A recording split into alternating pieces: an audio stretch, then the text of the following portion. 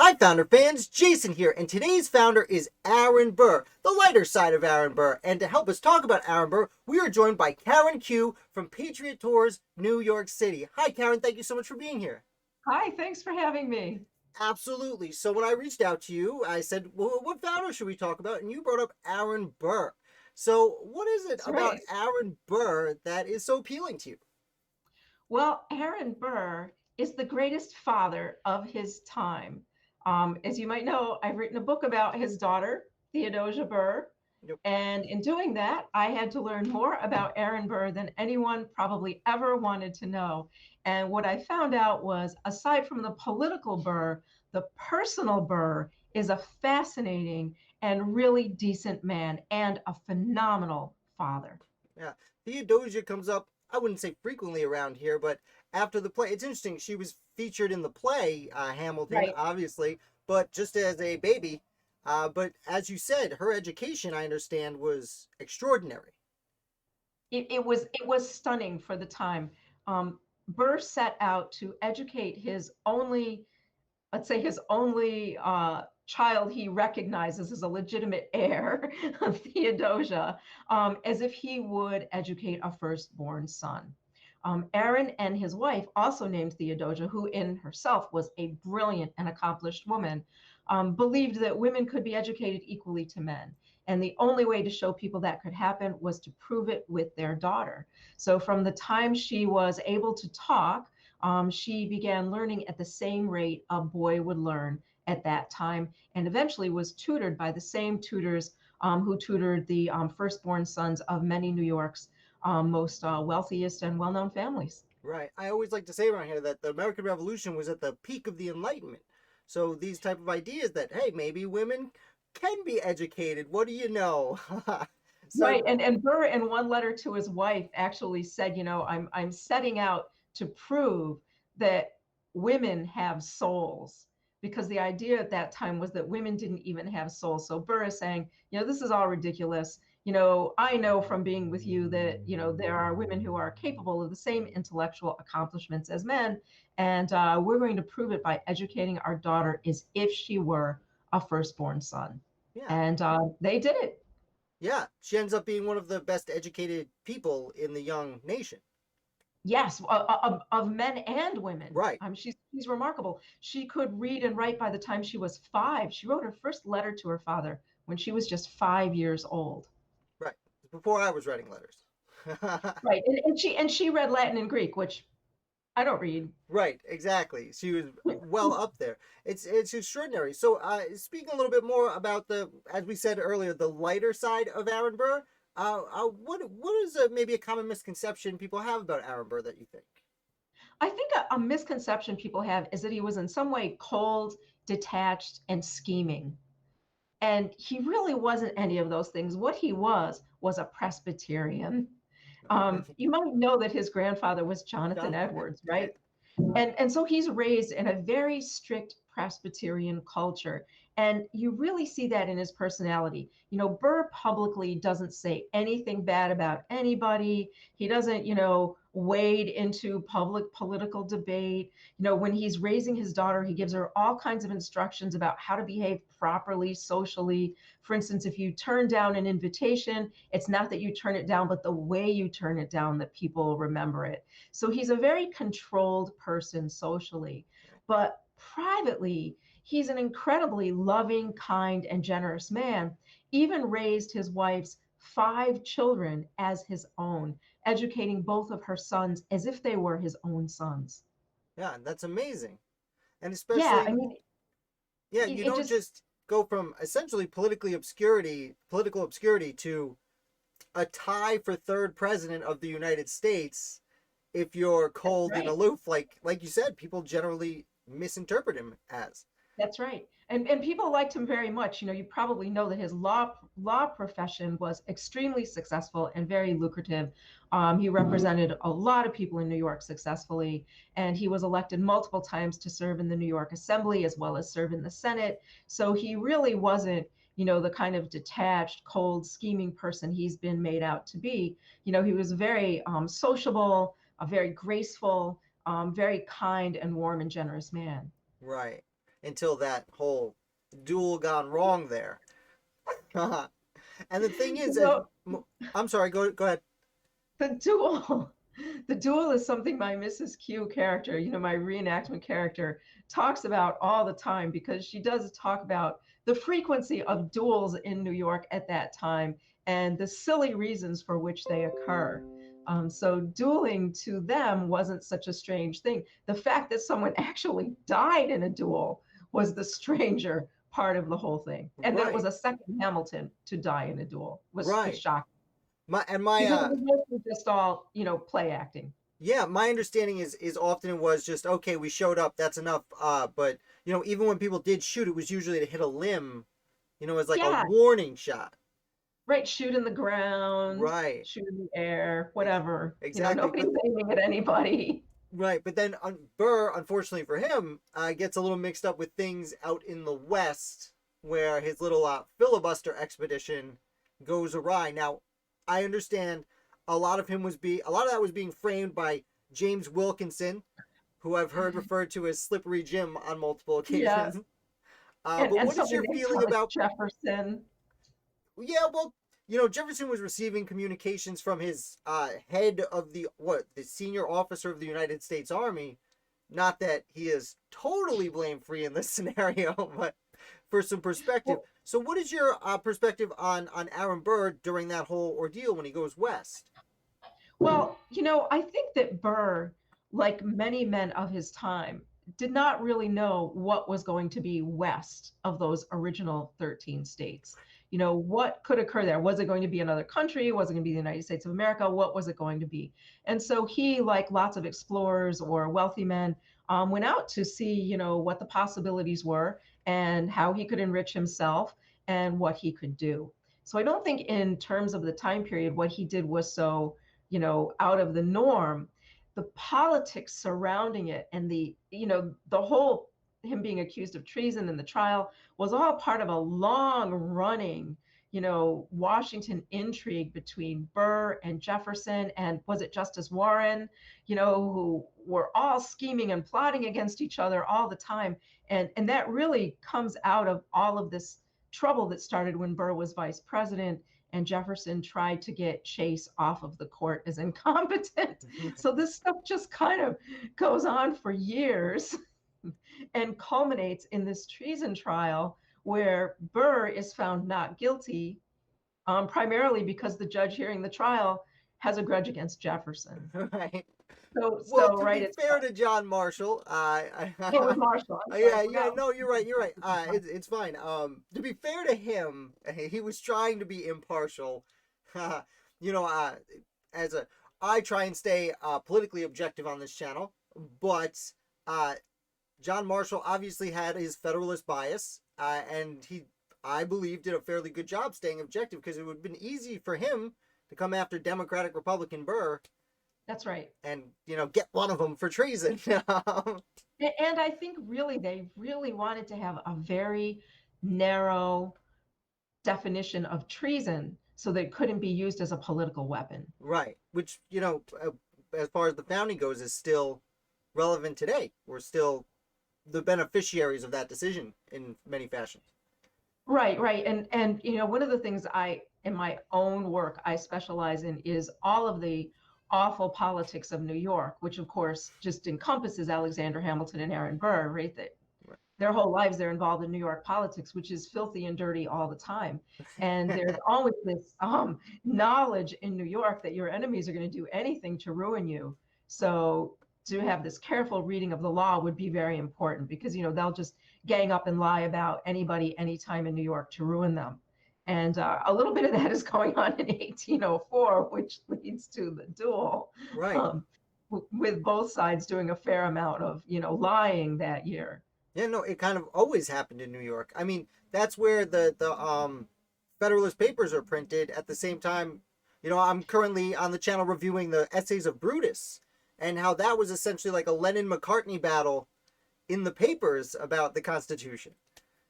There is a wonderful document, which is a Federalist refutes all of the nonsensical arguments against the Constitution on the part of these terroristic, insane anti-Federalists. So Federalist refutes the 34 arguments, and it's just like this personal rant.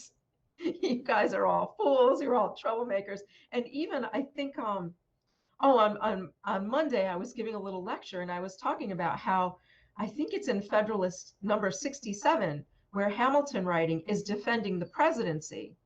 He basically comes right out and like fires a shot at the anti-federalists and said, look, you guys have been making up all this stuff about the presidency that's not true. You've been putting it in the papers. You've been making everybody go crazy. You've been scaring the crap out of everybody. And I'm just furious that you idiots have made me even have to address this at all. So here I am. I'm going to sit down and once and for all, I'm going to tell everybody why what you guys have to say is just foolish. And again, I'm just incensed that I even have to take the time to do this. I know. And so, people think the Federalist Papers are boring, but they're not. They're great. And that's a great shot Hamilton fires off at the anti-federalists in New York. Yeah, no, it's so funny because, like I said, I'm reviewing a lot of the anti-federalists now, but I had gone through the Federalists last year. And you have, like, Hamilton comes out and says, you're using fear to scare people. And then he turns around and says, if you don't ratify the Constitution, the Native Americans are going to come get you. And then the anti-federalists are like, don't worry about the Native Americans. By the way, the Federalists are coming to get you. So, and they're going back and forth. And you probably know that at that time, Burr himself is a Federalist.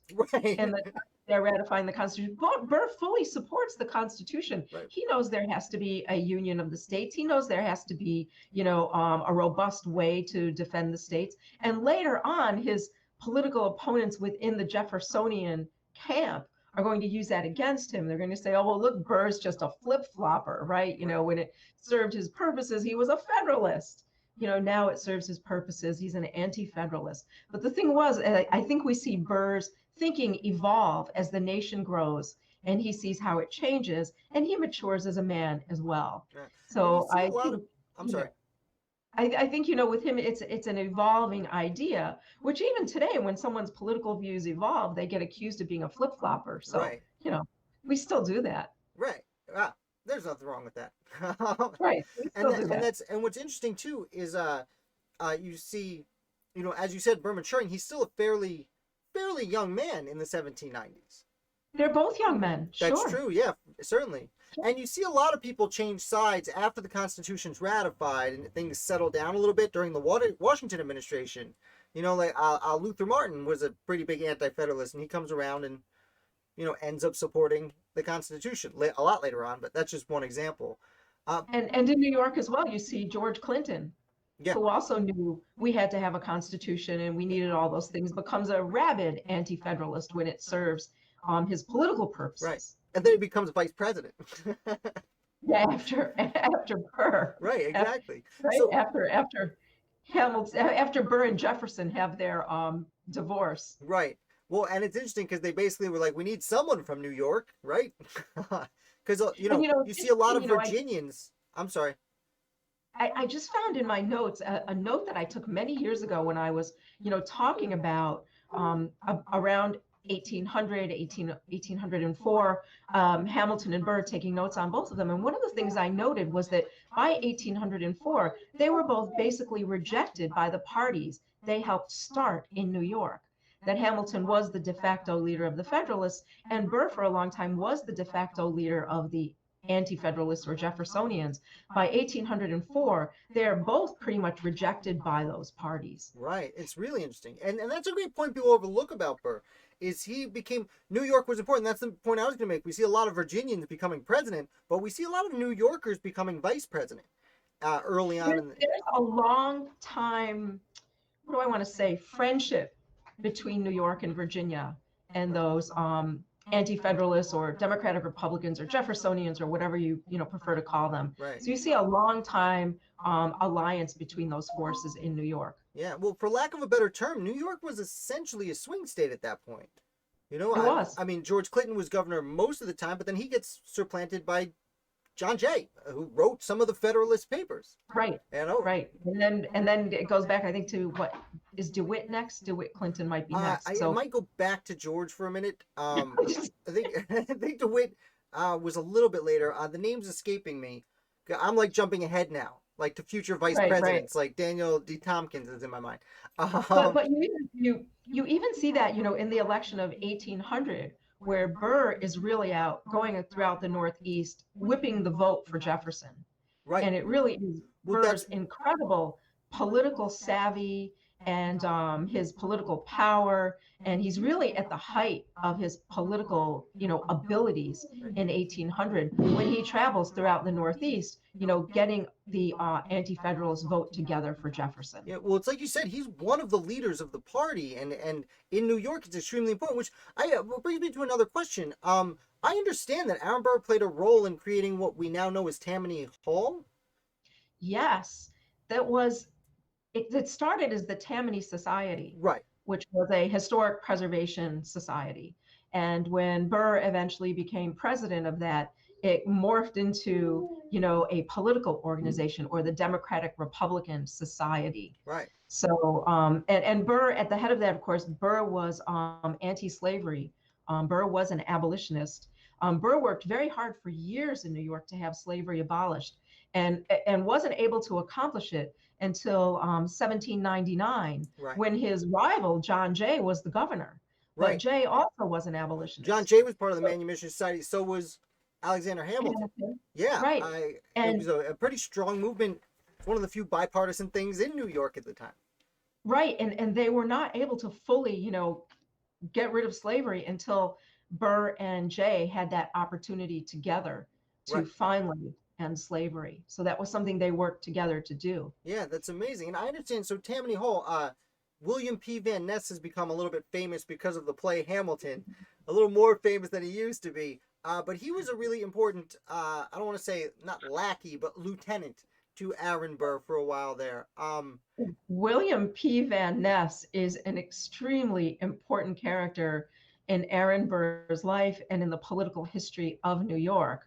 Yeah. Among other things, it was Mr. Van Ness who supposedly found out that the letter concerning the public conduct and character of John Adams was authored by none other than Alexander Hamilton, Oh, and see, was that I did behind the not know. acquisition of the letter.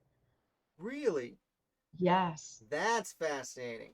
See, At least that is what Burr's biographer Matthew Davis says, and of course Davis was in on this as well. You probably know they're all lawyers. They're all lawyers yeah. hanging out together and scheming together. So that little cadre are the ones who found out that Hamilton was behind that letter and threatened to expose it in the New York newspapers if Hamilton didn't own up to it himself.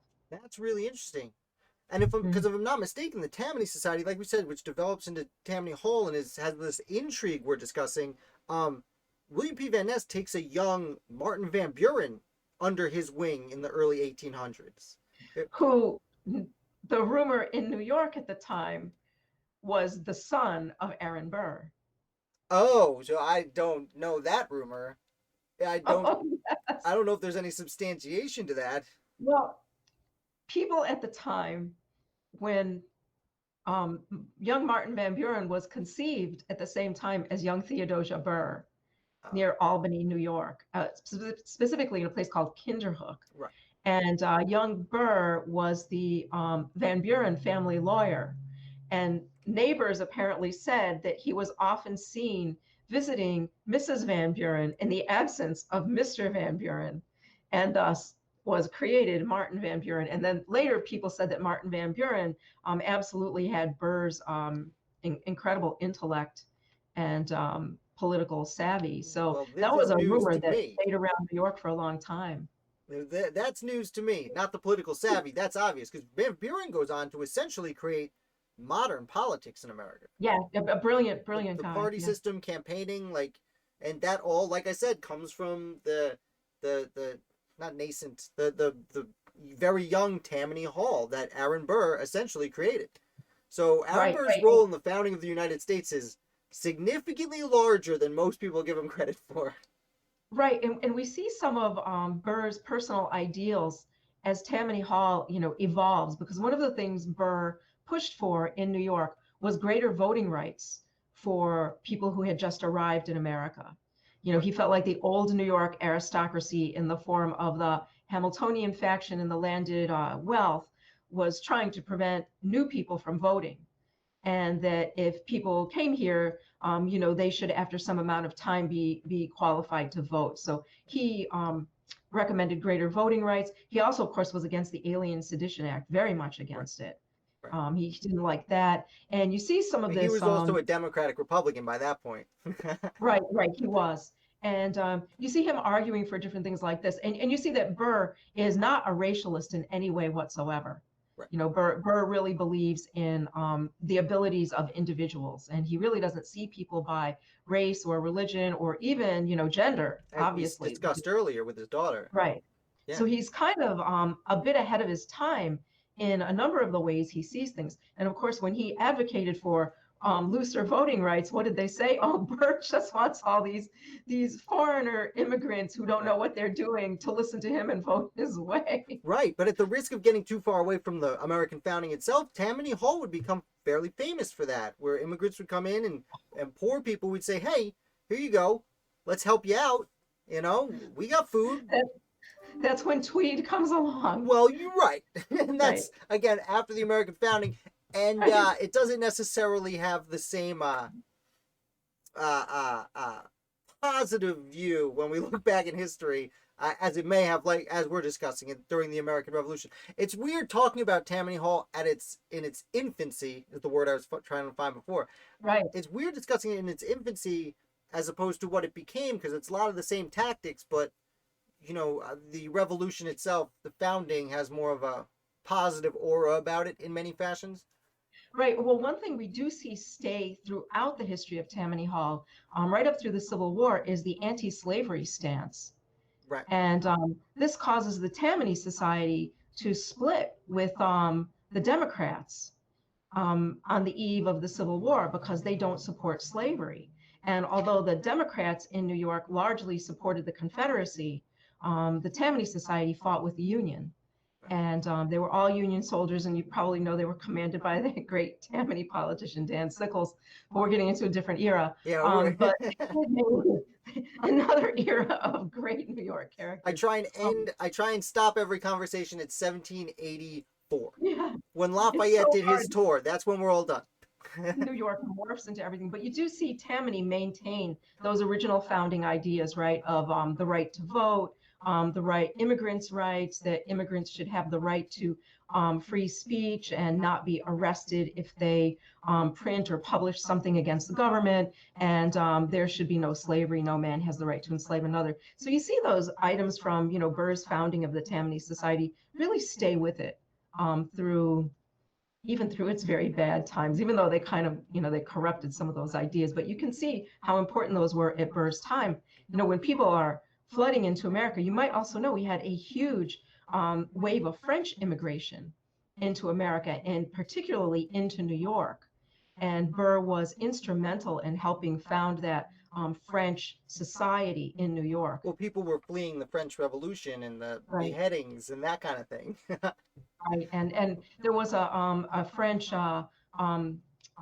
teacher who came to New York, and Burr gave her space in his New York townhome in order to open up her academy, Madame de Senat's, French Academy, which was for French children to go to. And of course, Theodosia attended that school, and some of the children of New York's elite attended that school as well, so that they would be immersed in French education.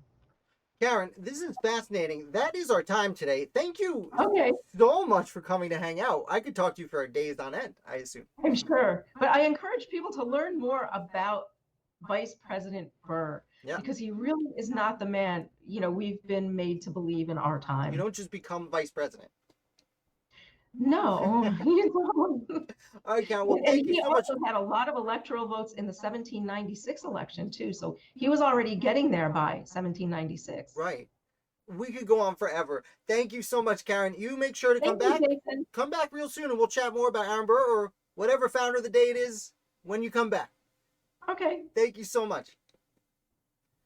Founder fans, another gigantic thank you to Karen Q. There are links in the description below for a book about Theodosia, her Patriot Tours in New York City, and all the other great work she's doing over there. So make sure you go to the links below. And, while you're down there, definitely hit like. It helps out the channel a whole lot. I will be back with another founder for you tomorrow.